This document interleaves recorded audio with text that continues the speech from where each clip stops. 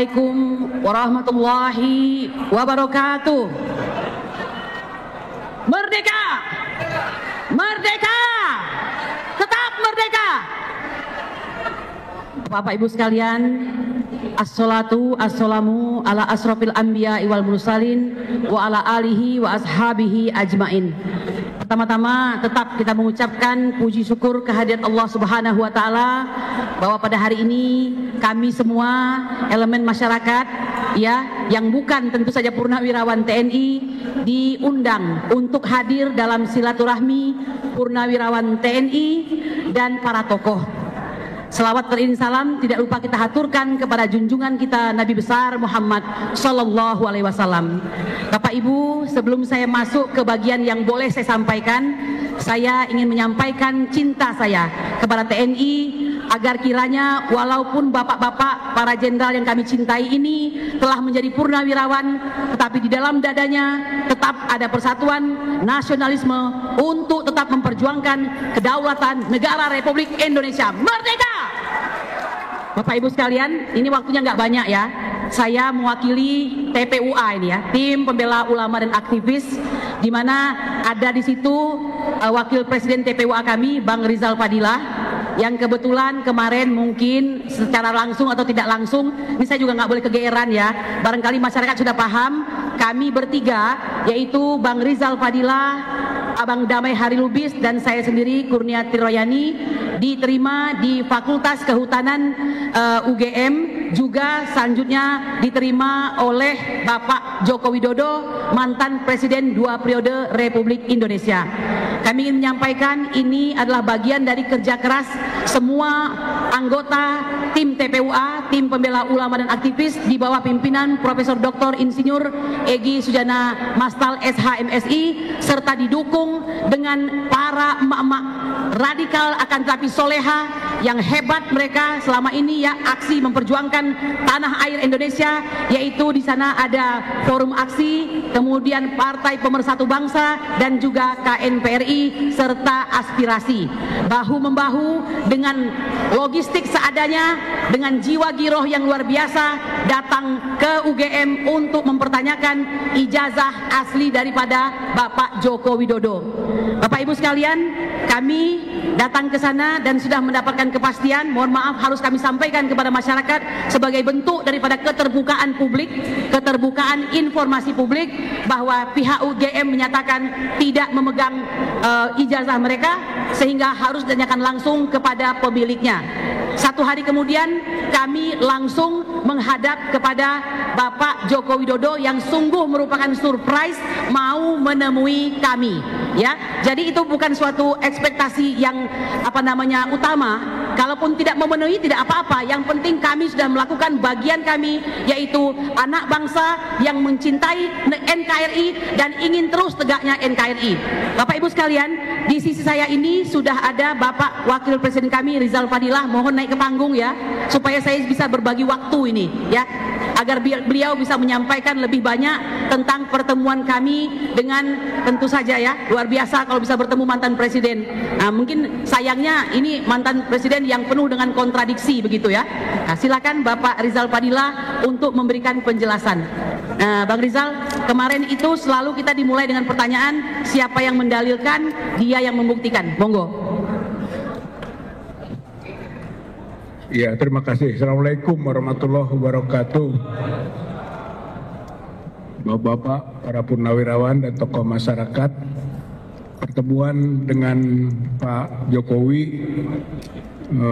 pertamanya baik waktu kita bicara tentang istilah silaturahim, tapi ketika masuk ke masalah ijazah yang harus dia buktikan dan diperlihatkan, ya mulai tegang gitu ya, karena memang esensinya dua, kita silaturahim dan sekaligus kan untuk minta Pak Jokowi menunjukkan ijazah aslinya, yang ternyata hal itu tidak bisa diperlihatkan sebagaimana kelanjutan dari berbagai momen termasuk ketika berada di ruang pengadilan juga tidak bisa menunjukkan gitu ya.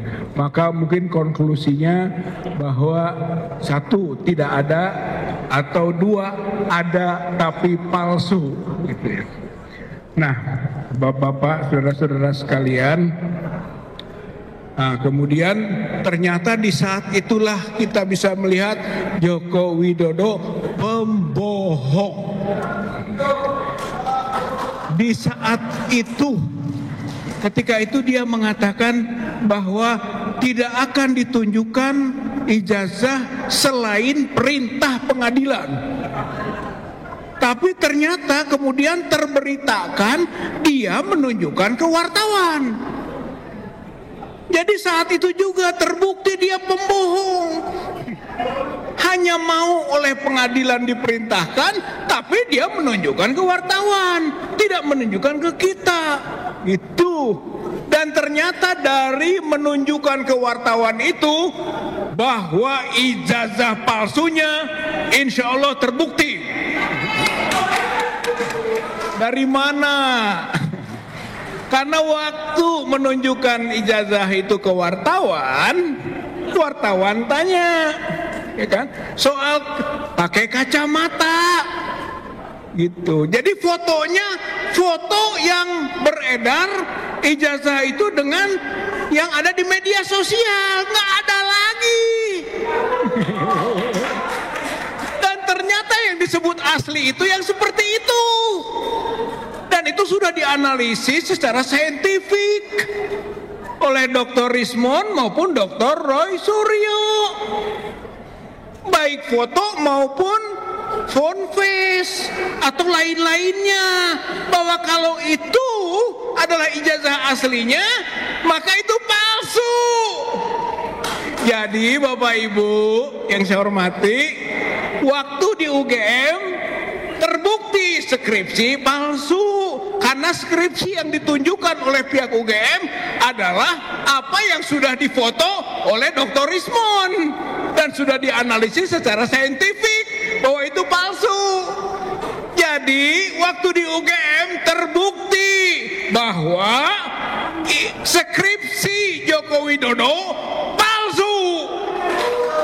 Dan ketika di Solo kita menyaksikan, tidak menunjukkan, tapi setelah itu ditunjukkan kepada wartawan, maka kesimpulannya juga ijazah UGM-nya palsu.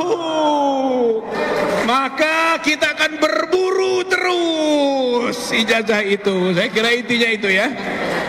Ya, saya kira mudah-mudahan karena ini bagian dari 3 jenis korupsi.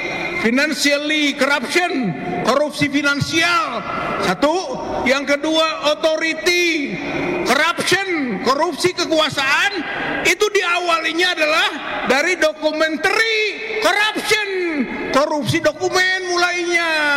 Oleh karena itu, mohon dukungan dari bapak-bapak sekalian, ibu-ibu sekalian, kita untuk terus berjuang membuktikan bahwa skripsi Joko Widodo palsu dan berjuang ijazah Joko Widodo palsu sehingga nanti semua kebijakannya palsu dan Joko Widodo adalah presiden palsu. Kita pernah punya presiden palsu, maka tidak sah semua kebijakannya itu. Ini saja yang bisa saya sampaikan. Terima kasih. Assalamualaikum warahmatullahi wabarakatuh. Ya, bagian bapak-bapak sekalian, sekali lagi kami mempertegas, dari perjuangan ini kami membutuhkan bantuan backup dari bapak-bapak purnawirawan maupun dari TNI itu sendiri. Kami ingin agar kedaulatan ada di tangan rakyat, kedaulatan ada di tangan rakyat Republik Indonesia.